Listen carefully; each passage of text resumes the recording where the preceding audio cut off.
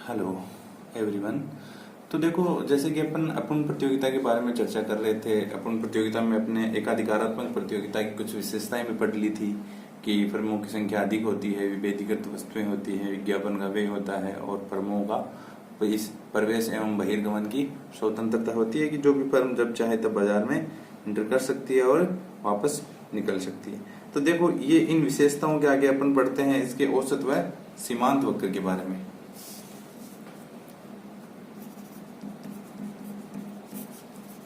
औसत व सीमांत वक्र। औसत एवं सीमांत वक्र किसका? एकाधिकारात्मक प्रतियोगिता का। तो देखो, इससे पहले भी अपन ने जो प्रतियोगिताएं पढ़ी हैं उसके एआर और एमआर वक्र की अपन ने बात की है। तो इससे पहले अपन ने पूर्ण प्रतियोगिता पढ़ी है।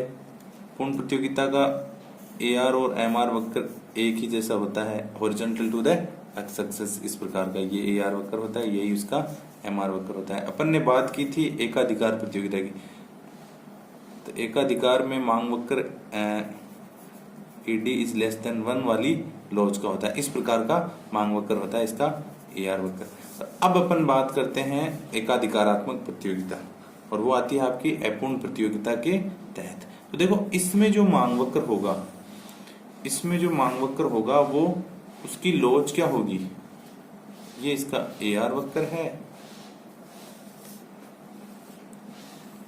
ये इसका एमआर वक्र है। तो यहां जो लॉज होगी वो होगी ईडी इज ग्रेटर देन 1, अर्थात इकाई से अधिक लोचदार होगी। इकाई से अधिक लोचदार का अर्थ ये है कि अगर कीमत में परिवर्तन होगा, मान लेते हैं कीमत में जितना प्रतिशत परिवर्तन हुआ उसके कारण मात्रा में अधिक परिवर्तन होगा। या फिर आप ऐसा कह सकते हो, अगर कोई फर्म अपनी वस्तु की कीमत में परिवर्तन करती है या कीमत को बढ़ाती है तो क्या होता है कि यहाँ सब्स्टिट्यूट बहुत सारे होते हैं। तो बहुत अधिक सब्स्टिट्यूट होने के कारण एक उपभोक्ता क्या करेगा?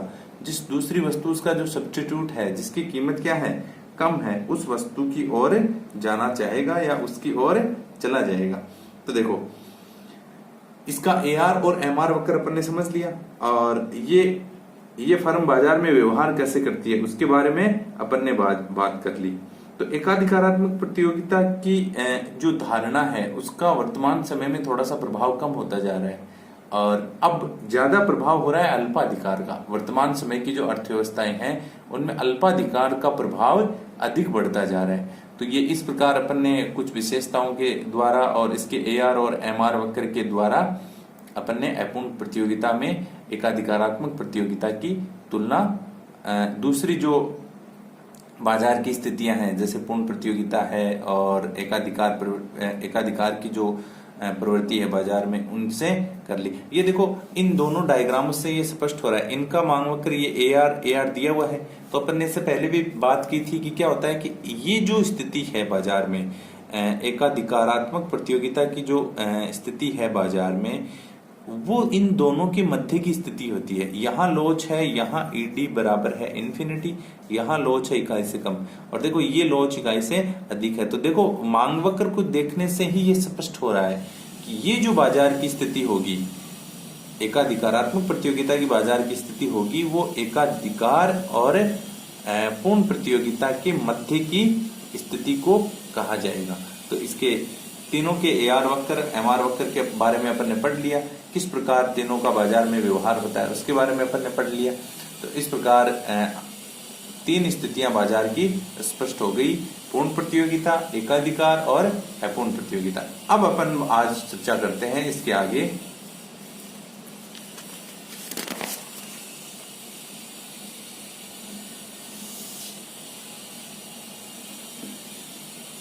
अल्पाधिकार।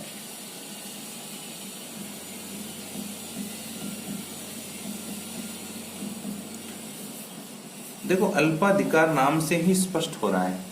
अल्पाधिकार मतलब अल्प लोगों का ही बाजार में स्थान होता है।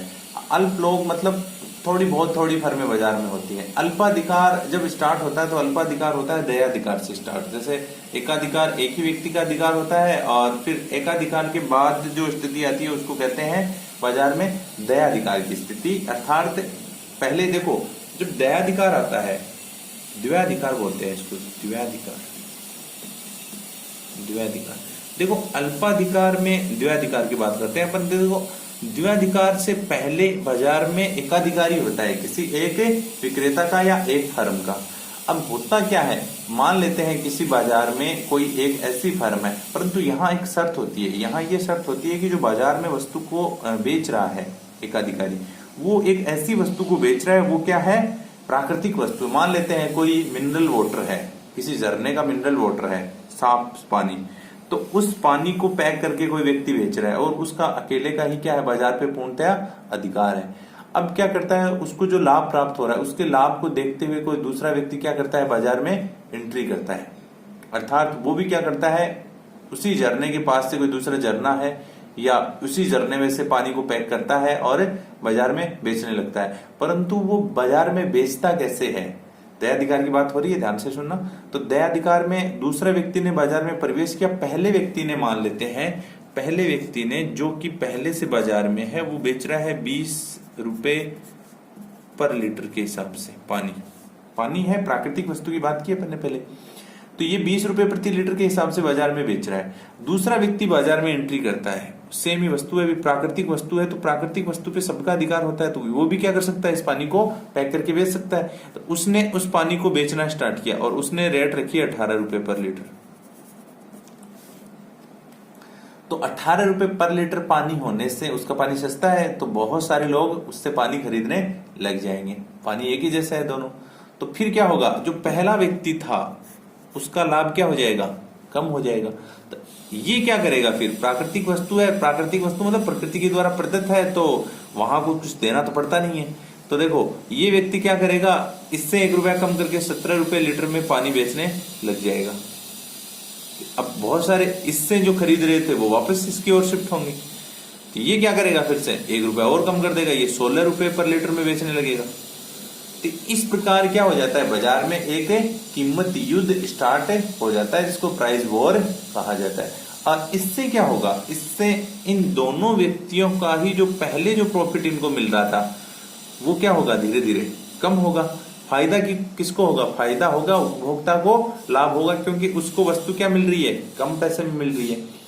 फिर क्या होता है, एक स्थिति ऐसी आती है कि ये दोनों आपस में एक जगह बैठते हैं और ये डिसाइड करते हैं दोनों फर्में कि ठीक है, अपन दोनों ही बाजार में एक ही से समान वस्तु को बेच रहे हैं और वस्तु प्राकृतिक भी है, तो अपन ये करते हैं कि एक प्राइस डिसाइड कर लेते हैं। तो ये दोनों बैठकर 20 रुपए फिर से क्या कर लेते हैं, प्राइस डिसाइड कर लेते हैं और उस वस्तु को उस कीमत पर बेचने लग जाते हैं। अब देखो 20 रुपए में दोनों ही बेच रहे हैं और बाजार में क्या होता है, दोनों जैसे टोटल जो पार्ट था उसके 3 पार्ट कर लेते हैं, एक ये व्यक्ति लेता है, एक ये व्यक्ति, दूसरा व्यक्ति लेता है, एक पार्ट छोड़ दिया जाता है। ऐसे ही इस प्रकार बाजार में 2 व्यक्तियों का अर्थात दयाधिकार की स्थिति हो जाती है।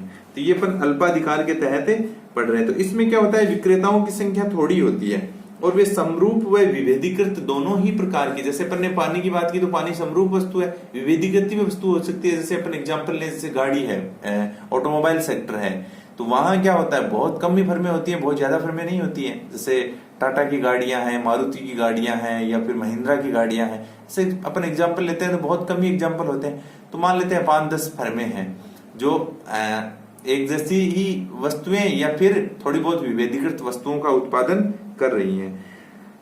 अब देखो दयाधिकार के अपन ने बात कर ली है, तो अगर और अपन एग्जांपल लेना चाहें तो जैसे भारत में वाहन बनाने वाले या स्टील या एल्यूमिनियम, ये सब बाजार की जो स्थितियां हैं वो किसके उदाहरण हैं, अल्पाधिकार बाजार के उदाहरण हैं। इसमें क्या होता है कि फर्मों में प्रतिस्पर्धा होती है, और वो लाभदायक प्रतिस्पर्धा होती है, ठीक है। और इसमें क्या पड़ता है कि फर्म का आकार बहुत बड़ा होता है और फर्म को बाजार में एंटर करने के लिए बहुत भारी मात्रा में क्या करना पड़ता है, इन्वेस्टमेंट करना पड़ता है। जैसे मान लेते हैं अपन बात करते हैं ऑटोमोबाइल सेक्टर की, गाड़ी बाजार है, कार बाजार। तो अब देखो ये ऑटोमोबाइल सेक्टर है, इसमें क्या होता है कि कोई दूसरी नई फर्म आती है, कोई भी नई कंपनी आती है, तो उसको भारी मात्रा में क्या करना पड़ता है, इन्वेस्टमेंट करना पड़ता है, और वो इन्वेस्टमेंट करके इस बाजार में क्या कर जाती है, एंट्री कर जाती है। अब क्या होगा, अब ये एंट्री कर गई इस बाजार में, ठीक है। अब ये क्या करेगी, ऐसी बहुत सारी चीजें होंगी, वो सारी किस में आ जाएंगी, इस बाजार की विशेषताओं में आ जाएंगी कि फर्में किस किस प्रकार से बाजार में व्यवहार करती हैं। तो अल्पाधिकार की अपन विशेषताओं की चर्चा करते हैं। तो पहली जो विशेषता है वो है पारस्परिक निर्भरता। क्या होता है कि विक्रेताओं की संख्या कम होने के कारण फर्मों में क्या होता है, आपस में निर्भरता पाई जाती है कि जो उत्पादन होता है उसमें हर एक फर्म का बहुत बड़ा हिस्सा होता है और उत्पादन और कीमत को प्रभावित भी करती है। एक जो फर्म होती है बाजार में, पहली जो विशेषता है वह है पारस्परिक निर्भरता। तो एक जो फर्म है जैसे मारुति है और यहां है टाटा, दोनों का ही बाजार में बहुत बड़ा क्या है, भाग है। दोनों ही एक दूसरे पर निर्भर भी है। जैसे मारुति ने अपनी गाड़ी की कीमत कम की है, मान लेते हैं मारुति की गाड़ी और टाटा की जो एक गाड़ी है लगभग 5-5 लाख रुपए की कोई गाड़ियां हैं। तो अगर मारुति ने उस गाड़ी की अपनी गाड़ी की कीमत कम की है तो अब टाटा की मजबूरी हो जाती है, अगर वैसे ही सेगमेंट की कोई गाड़ी है, वैसे ही प्रकार की, उतनी ही कीमत की, वैसे ही फीचर की कोई गाड़ी है, तो उसकी मजबूरी हो जाएगी कि उसको भी बाजार में उस गाड़ी की कीमत कम करनी पड़ेगी।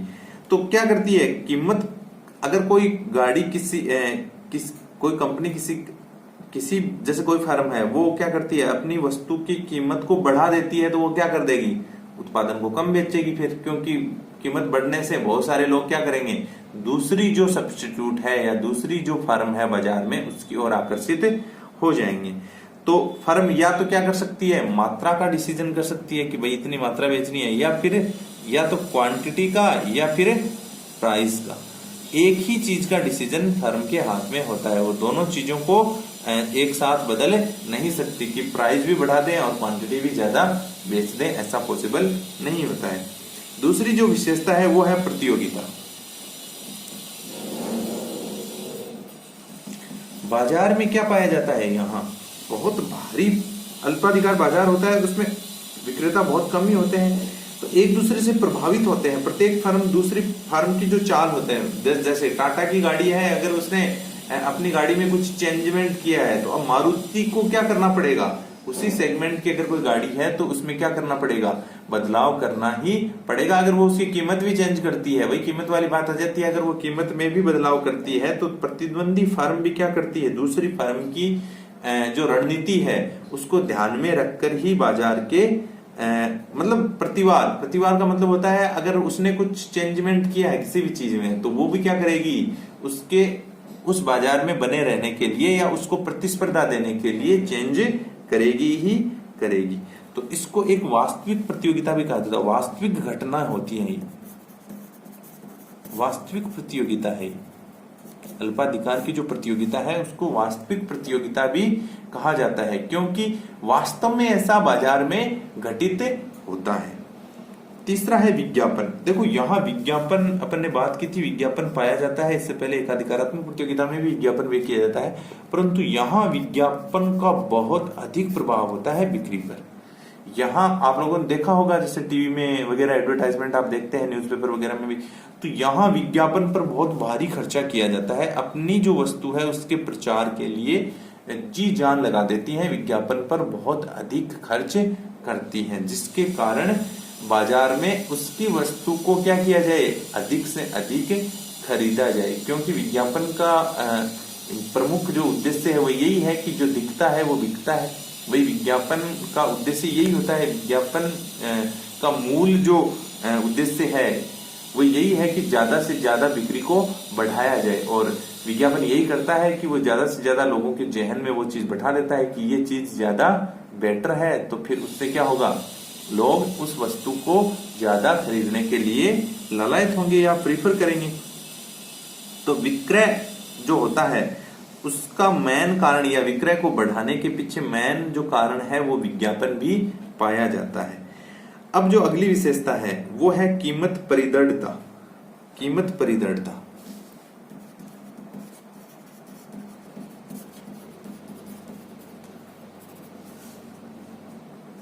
कीमत परिदृढ़ता कीमत परिदृढ़ता का क्या मतलब है? देखो कीमत परिदृढ़ता का मतलब है कि कीमत में बहुत ही कम क्या किया जाता है, बदलाव किया जाता है। आमतौर पे कीमतें वही रहती है, बहुत ज्यादा फ्लिक्चुएशन नहीं होता है, कीमतों में ज्यादा बदलाव नहीं कर सकते आप, क्योंकि कीमतों का बदलाव सीधा का सीधा इफेक्ट डालता है आपकी मात्रा पर, आपकी इकाइयां कम बिकेंगी। तो इस बाजार में मुख्य जो विशेषता है वो यही है कि कीमतें बहुत ही मतलब फर्में कीमतों में ना तो कटौती करती हैं, ना ही दूसरी फर्म उसका अनुसरण करती है। तो अगर उसने कीमतों में बदलाव किया तो उसके लाभ पर इसका क्या होगा, डायरेक्ट प्रभाव पड़ेगा। इसके कारण फर्में कीमतों को बदलती बहुत ही कम है।